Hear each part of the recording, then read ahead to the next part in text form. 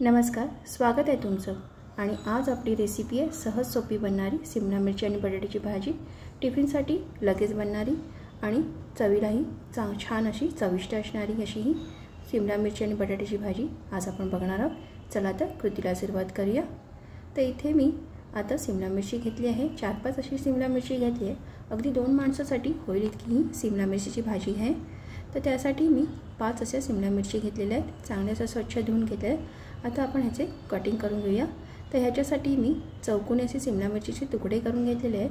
त्याबरोबर मी 2 असे बटाटे चौकोनी कापून घेतलेले आहेत आणि कांदेही 2 घेतलेले आहेत आणि कढीपत्ता घेतलेला आहे। तर आपलं हे भाजीचं साहित्य आता तयार आहे। त्यासाठी आता भाजीसाठी इथे मी वाटण बनवते। तर इथे मी 3 मिरच्या घेतलेल्या आहेत, तसेच थोडीशी कोथिंबीर घेतलेली आहे।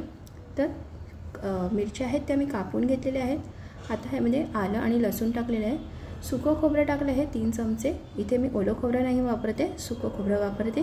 त्याचं आपण वाटण करून घेणार, पाणी न घालता हे वाटण करून घेतलेलं आहे। तर आता इथे मी आता टोपी ठेवलेला आहे आणि तेल चांगलं आपलं गरम झालेलं आहे। प्रथम फोडणीला राईची फोडणी दिलेली आहे, जिरं टाकले थोडंसं, तसेच इथे मी हिंगही टाकलेला आहे। आता हे चांगलं तडतडल्यावर, आपली राई तडतडल्यावर इथे मी असं तेलावर असा बटाटा अगोदर फ्राय करून घेणार आहोत। बटाटा अगोदर मी फ्राय करून घेते, कारण की नाहीतर तो शिजायला खूप वेळ लागेल। म्हणून प्रथम आपण हा बटाटा 50% असा शिजून घेऊया छान असा, त्यामुळे आपली भाजी अशी लगेच होईल आणि वेळही लागणार नाही। तर इथे मी हा बटाटा आहे तो असा तेलावरती छान असा फास्ट अशा गॅसवर शिजून घेणार आहे। तर हे बघा, इथे आपला बटाटा आता शिजतो आहे।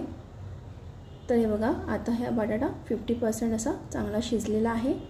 तर इथेच आता आपण कांदेही घालणार आहोत। तिथे मी आता भाजीवर हे कांदे घालते।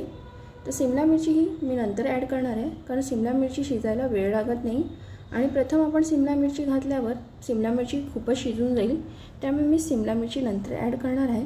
तर इथे मी कांदेही थोडेसे तेलावर असे परतून घेते।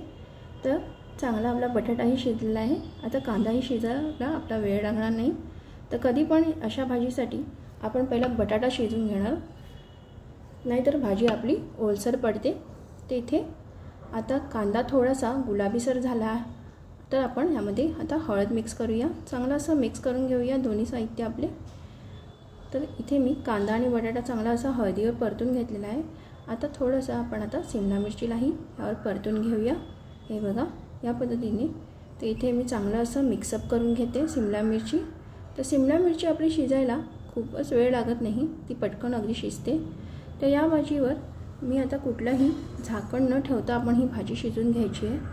तर इथे चांगलं मिक्सअप झाल्यावर थोडंसं मीठ टाकून घेते भाजीमध्ये आणि इकडेच आता थोडंसं मीठ टाकल्यावर भाजी थोडीशी परतून घेऊया आणि लगेच आपण थोडंसं असं अर्धं असं झाकण लावून घेऊया।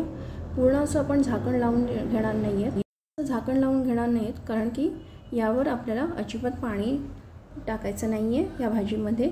तर कुठलंही पाणी न देता आपण ही अशी सुकीच भाजी करणार आहोत, त्यामुळे ही भाजी खूपच चांगली लागते।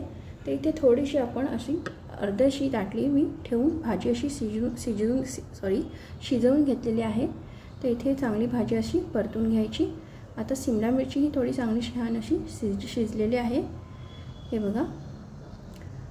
तर इथेच आता हे वाटणही आहे तेही घालते मी, ॲड करते मी आता चांगलं असं हे वाटण।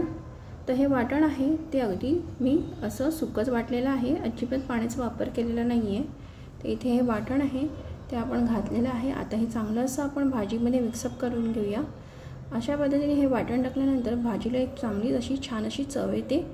तर इथे आपण सगळं वाटण आहे ते छान असं परतून घेऊया भाजीमध्ये। आणि इथेच आता मी थोडासा असा गरम मसाला ॲड करते।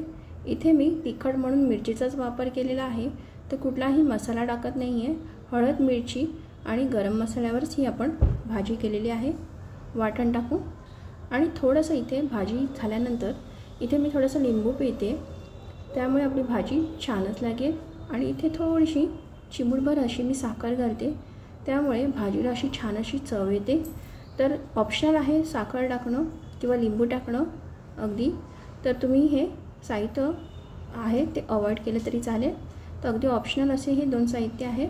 तर भाजी आपली छान अशी झालेली आहे। थोडीशी अशी कोथिंबीर अशी परतून घेतल्यानंतर चांगली अशी आपली भाजी आता शिजलेली आहे। या पद्धतीने इथे आपली भाजी आता रेडी झालेली आहे। आता आपण ही बघूया, आता सर्व करून घेऊया। तर या पद्धतीने आपली आता भाजी छान झालेली आहे। तुम्ही बघू शकता, डब्यासाठी होणारी पटकन अशी ही भाजी आहे आणि खायला आणि चवीलाही उत्तम लागते। थोडंसं साखर आणि लिंबूचं वरतून मिश्रण टाकल्याने त्या भाजीला एक वेगळीच चव येते। तर अगदी सहज सोपी आणि सुंदर अशी भाजी आहे। कदाचित खूप जणांना आवडत नसेल, तर या पद्धतीने करून बघा, नक्कीच चांगली लागते। तर मला नक्की सांगा कशी लागली भाजी। थँक्यू।